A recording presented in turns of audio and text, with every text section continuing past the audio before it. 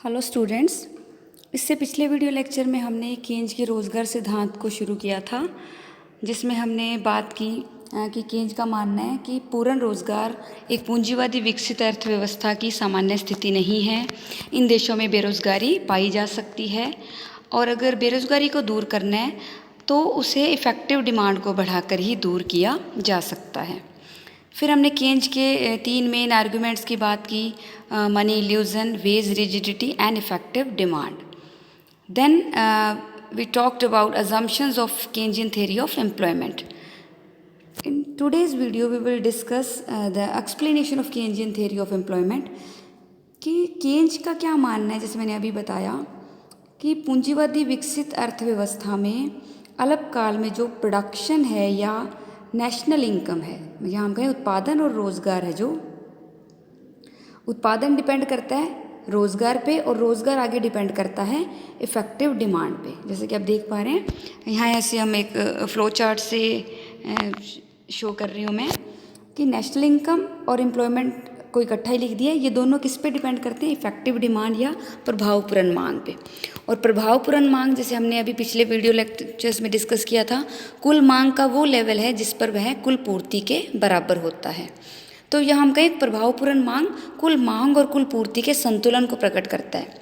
तो इस तरह से हम कह सकते हैं कि प्रभावपूर्ण मांग दो तत्वों पे डिपेंड है, एक है एग्रीगेट डिमांड और दूसरा है एग्रीगेट सप्लाई।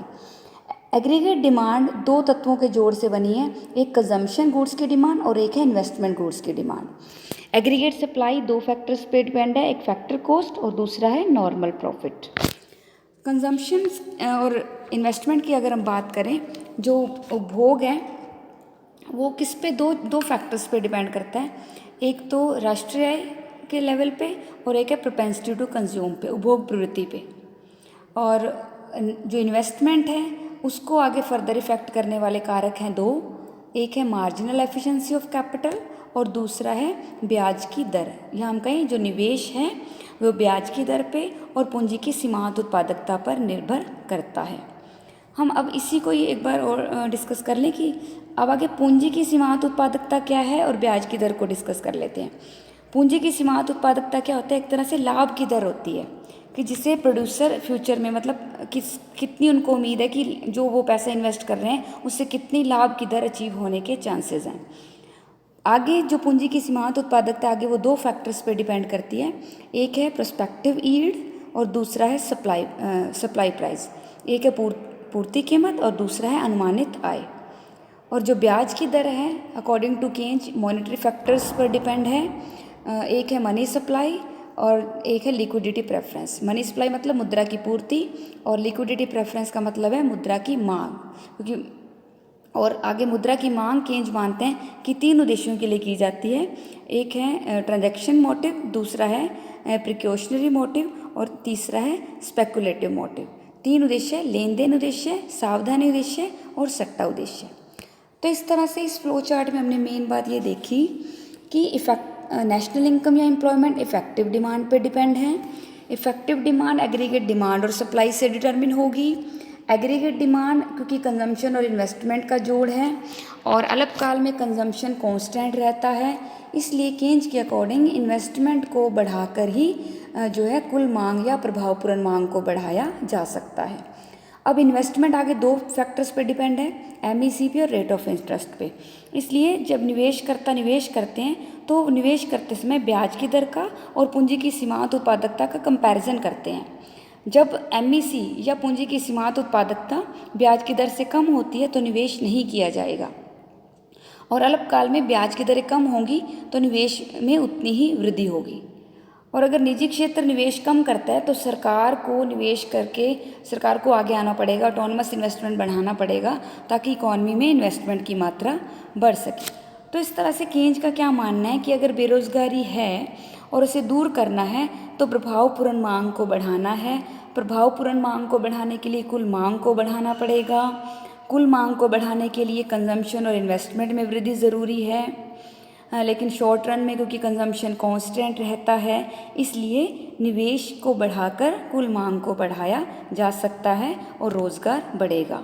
और केज का ये भी मानना है जब निवेश बढ़ता है तो मल्टीप्लायर काम करेगा, उस मल्टीप्लायर इफेक्ट के कारण इनकम और एम्प्लॉयमेंट में कई गुना अधिक वृद्धि हो सकेगी और इस तरह से प्रभावपूर्ण मांग और निवेश को बढ़ाकर बेरोजगारी को दूर करके पूर्ण रोजगार के लक्ष्य को प्राप्त किया जा सकता है। तो ये फ्लो चार्ट एक तरह से पूरा केन्ज के जो रोजगार सिद्धांत का सार है। नेक्स्ट हम इसी चीज़ को टेबल और डायग्राम से देखेंगे। Determination of equilibrium level of income और एम्प्लॉयमेंट की बात की अभी हमने, वही चीज़ हमने इसको इस तरह से लिख दिया कि परफेक्ट कंपटीशन के अंदर जो एम्प्लॉयमेंट का लेवल वहाँ पर डिटरमिन होगा जहाँ पर एग्रीगेट डिमांड और एग्रीगेट सप्लाई आपस में बराबर हैं, और इस लेवल को हमने इफेक्टिव डिमांड कहा या इक्विलिब्रियम लेवल कहा। तो जैसा कि आप इसमें एक फंक्शन की टर्म में देख पा रहे हैं कि जैसे हमने पिछले फ्लो चार्ट में भी दिखाया कि वाई है वो एन का फंक्शन है, या हम कहें आय रोज़गार पर निर्भर करती है, एन यहाँ रोज़गार का सिंबल है, और रोज़गार आगे इफेक्टिव डिमांड पर निर्भर करता है। N is the function of E D, E D here is effective demand, and effective demand कहाँ होगी, जहाँ पर एग्रीगेट डिमांड और एग्रीगेट सप्लाई आपस में बराबर होंगे। अब इसी चीज़ को हम एक टेबल से देखेंगे। टेबल करने से पहले एक जो टर्म इसमें यूज़ हो रही है उनके हम मीनिंग कर ले लें, एग्रीगेट सप्लाई और aggregate demand. Aggregate supply price क्या होती है, या हम कहें कुल पूर्ति कीमत का मतलब होता है वो कुल रकम जो सभी उत्पादकों को रोज़गार के एक निश्चित स्तर पर उत्पादित किए गए उत्पादन की मात्रा को बेचने से अवश्य ही प्राप्त होनी चाहिए। और जो कुल मांग है, कुल मांग किसे कहा जाएगा, कुल मांग का मतलब कुल मांग कीमत का मतलब हम कहेंगे उस रकम से, उस अमाउंट से है जो सभी उत्पादकों को रोज़गार के एक निश्चित स्तर पर उत्पादित किए गए उत्पादन की मात्रा को बेचने से प्राप्त होने की संभावना है। जो प्राप्त होने की संभावना है, जो अमाउंट, वो कुल मांग कीमत हो जाएगी, और जितनी एक्चुअल में वो प्राप्त करते हैं वो हो जाएगी उनकी एग्रीगेट सप्लाई प्राइस या कुल पूर्ति। नेक्स्ट हम इस टेबल में संतुलन का निर्धारण करना सीखेंगे रोज़गार का। फर्स्ट कॉलम में एम्प्लॉयमेंट ली गई है लाख में, सेकंड कॉलम में एग्रीगेट सप्लाई को दिखाया गया है, थर्ड कॉलम एग्रीगेट डिमांड, और फोर्थ कॉलम में रोज़गार की प्रवृत्ति दिखाई गई है कि रोज़गार बढ़ेगा या घटेगा। फर्स्ट कॉलम में जैसे हमने कहा कि मान लो जीरो रोज़गार की मात्रा है, रोज़गार किसी को भी नहीं दिया जा रहा, जीरो एम्प्लॉयमेंट है अगर इकॉनमी में, और क्योंकि जो आउटपुट है वो एम्प्लॉयमेंट पे डिपेंड है। अब जब एम्प्लॉयमेंट ही नहीं है तो एग्रीगेट सप्लाई भी क्या होगी, ज़ीरो। लेकिन जीरो इनकम पर भी कुछ ना कुछ डिमांड अवश्य ही होती है, इसलिए एग्रीगेट डिमांड का जो लेवल है वो 60 करोड़ रुपीस यहाँ दिखाया गया है। नेक्स्ट, जैसे जैसे एम्प्लॉयमेंट बढ़ती जा रही है, डिमांड भी बढ़ती जा रही है और सप्लाई भी बढ़ती जा रही है। अब मान लो हम देखें कि जैसे कि रोज़गार 40 लाख लोगों को रोज़गार मिला, जब 40 लाख लोगों को रोज़गार मिल रहा है तो एग्रीगेट डिमांड अभी भी एग्रीगेट सप्लाई से ज़्यादा है, कुल मांग ज़्यादा है, कुल पूर्ति कम है, तो इसलिए उत्पादक और अधिक उत्पादन करेंगे, परिणाम स्वरूप और अधिक श्रमिकों को रोज़गार मिलेगा।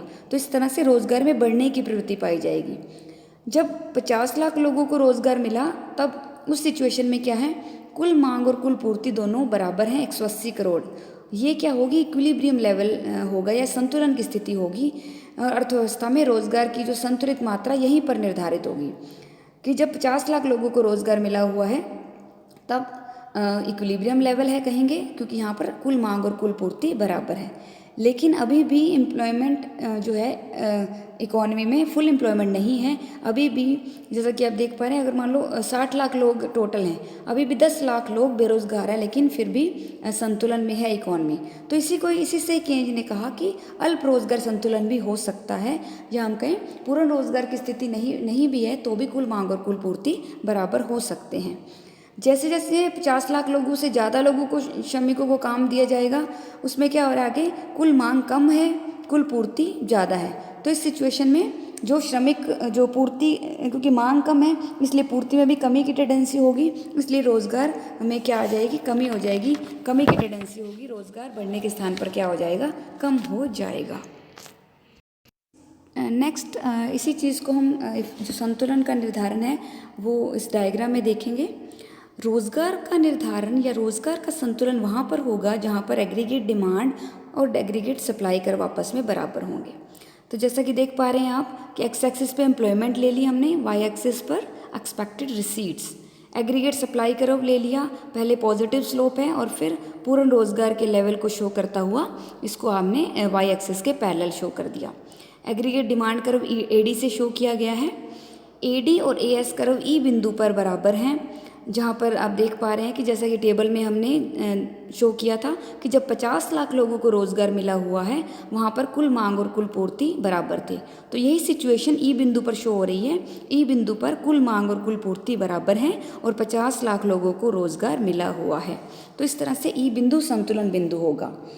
लेकिन अगर हम इससे कम की लेवल रोज़गार की बात करें, जैसे कि हमने पीछे देखा था टेबल में कि जब मान लो 40 लाख लोगों को रोज़गार मिला हुआ है तो कुल मांग 160 करोड़ है और कुल पूर्ति 150 करोड़। इट मीन्स कुल मांग और कुल पूर्ति में गैप है। कुल मांग यहाँ पर एडी जो है एएस से एबी के बराबर ज़्यादा है। कुल मांग के कुल पूर्ति से अधिक होने के कारण जो है प्रोड्यूसर्स वो प्रोडक्शन में इंक्रीज़ करेंगे। प्रोडक्शन में इंक्रीज़ करने के लिए रोज़गार को बढ़ाया जाएगा। रोज़गार की संख्या तब तक बढ़ती रहेगी जब तक रोज़गार जो बढ़कर है 50 लाख नहीं हो जाता। और रोज़गार के इस लेवल पर कुल मांग और कुल पूर्ति एक दूसरे के बराबर होंगे और ये संतुलन की स्थिति होगी। अगर मान लीजिए रोज़गार का स्तर बढ़कर 60 लाख हो जाता है, जैसा कि सी बिंदु से पता लग रहा है, यहाँ पर क्या है, कुल पूर्ति जो है 210 करोड़ है और कुल मांग 190 करोड़ है। कुल मांग कुल पूर्ति से कम है, जिससे उत्पादकों को क्या होगी, हानि होगी और वो उत्पादन कम करेंगे। उत्पादन कम होने के फलस्वरूप क्या होगा, रोज़गार कम होगा और रोज़गार का स्तर जो है दोबारा 50 लाख पर या दोबारा संतुलन स्तर पर पहुंच जाएगा। तो इस तरह से हमने इस डायग्राम में देखा कि पूर्ण रोज़गार से पहले भी संतुलन ई बिंदु पर शो किया गया है, जिसे केंज ने अपूर्ण रोज़गार संतुलन कहा। Thank you.